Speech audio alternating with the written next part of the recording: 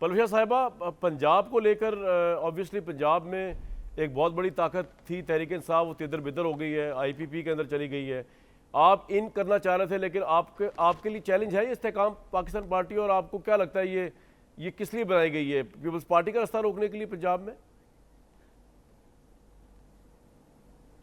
पता नहीं जी किस लिए बनाई गई, लेकिन जहाँ तक चैलेंज लगता है मुझे, तो इनका कोई इतना अमल दखल नहीं लगता है आने वाले इलेक्शंस में, क्योंकि जिसके वोट पे आए थे वो वोट तो इनको अब पड़ने नहीं। अपने बेसिस पे ये किस कदर आगे जा सकते हैं ये तो अब देखने वाली बात है। आप इसको ऐसे ही समझ लीजिए जैसे इंडिपेंडेंट्स हैं। इंडिपेंडेंट्स अगर किसी हलके में कोई इंडिपेंडेंट मजबूत है तो वो जीत जाएगा even without a party ticket. लेकिन उससे ज़्यादा मैं इसको इस वक्त रीड नहीं कर रही। जिस हलके में जिस इलेक्टेबल के पास अपनी कोई ज़ोरे बाजू पे इतना वोट हुआ वो आ जाएगा और फिर वो देख लेगा जिस तरफ पलड़ा भारी है वो उस तरफ शामिल हो जाएगा। लेकिन मैं समझती हूँ कि ये पहले हम ज़रा इसकी जो आज इकोनॉमिक चार्टर ऑफ इकोनॉमी इसके खदो खाल पढ़ लें।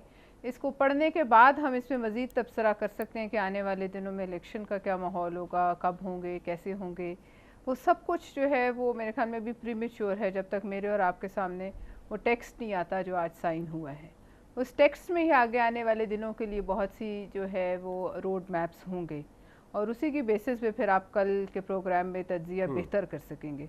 मेरा ये ख्याल है। I would like to read the text. दूसरा मुझे साथ बातें पिन्हा होंगी। बिल्कुल ठीक। साथ में ये बता दीजिए, जस्टिस साबिक चीफ जस्टिस जवाद ख्वाजा साहब ने मिलिट्री कोर्ट के खिलाफ दरख्वास्त दायर की है, जिसमें उन्होंने कहा कि आम शहरियों के ट्रायल को गैर कानूनी करार दिया जाए।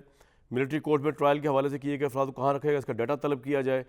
आपके ख्याल में आप मिलिट्री ट्रायल के ऊपर जो है, रज़ा रब्बानी साहब, लतीफ़ खोसा साहब भी आपकी पार्टी के, कहने को तो एहसन भी आपकी पार्टी के, पीपल्स पार्टी का इस पर क्या मौक़िफ़ है पलविया साहिबा? यू एग्री के 9 मई के वाक़यात के जो कल्प्रिट्स हैं जिन्होंने फ़ौजी तनसीबात पे हमला किया, ख्वाह वो सिविलियंस हों या नॉन सिविलियंस, उनका मिलिट्री ट्रायल होना चाहिए? पीपल्स पार्टी का क्या इस पर एक पॉलिसी मौक़िफ़ है?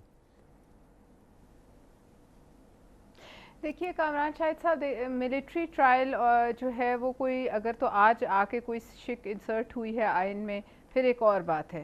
ये 1953-54 से, if I am not wrong, इस आइन का हिस्सा है।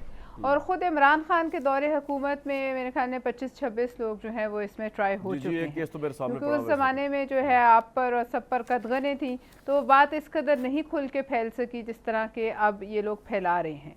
अब बात ये है कामरान शाहिद साहब कि आया ये कोई ऐसी बात होने वाली है कि जो इस मुल्क के आइन से बालातर है? तो नहीं।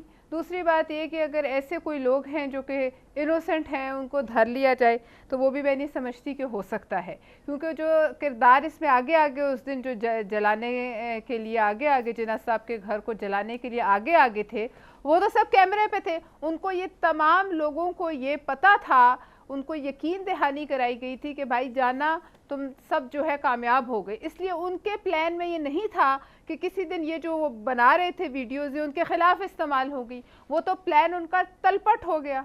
जो उनको यकीन दहानी थी वो यकीन दहानी जो है वो उलट गई, लिहाजा वो उनके खिलाफ एक बड़ा मजबूत सबूत है कौन कहाँ था, किस तरह था। और आजकल जो ये हमारी टेक्नोलॉजी उससे 1 मिनट में पता चल गया कौन कितने घंटे वहाँ खड़ा रहा।